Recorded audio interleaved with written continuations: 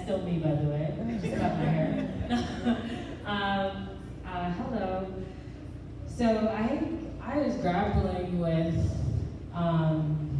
what exactly I wanted to say to you, because I think there are many areas in my life where God used faith, and my middle name is actually Faith. I have two, but I like God more. So I knew that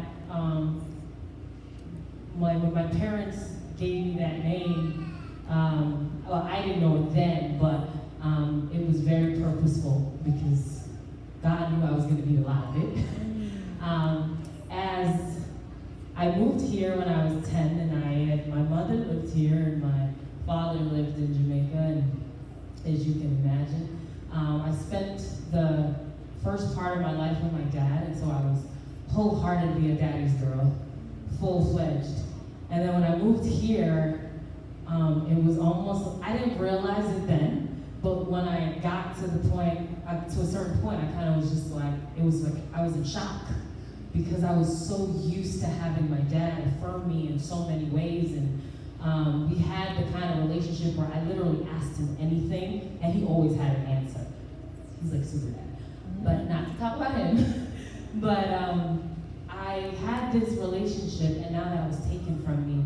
And I know you've probably heard how important a father's relationship is, how important it is to his daughter. And so for 3 years, I actually didn't see my father at all.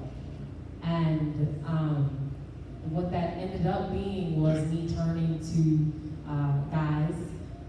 I was 12, and I was already interested in boyfriends and looking for the validation that your father was supposed to give you. And so I started looking for that, and I found it, and I didn't even realize that I was missing something.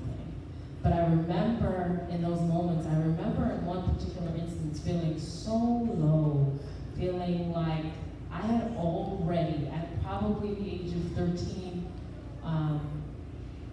lost it. And I didn't really know where to turn. I didn't speak to many people. I didn't have many friends.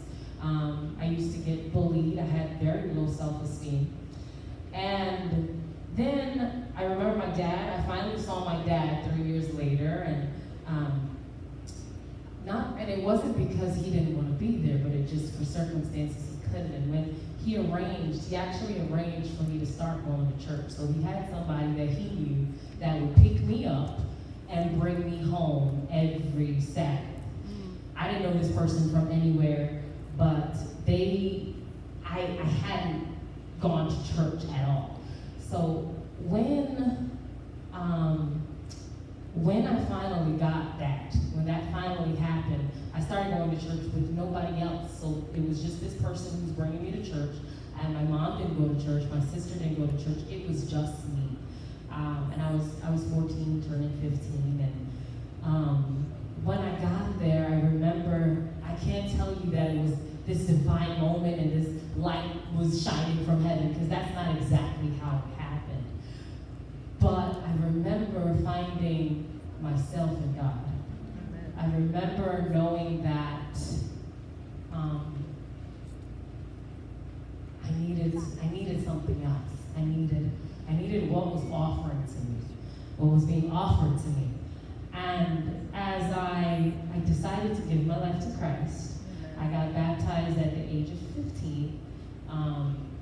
And having said that,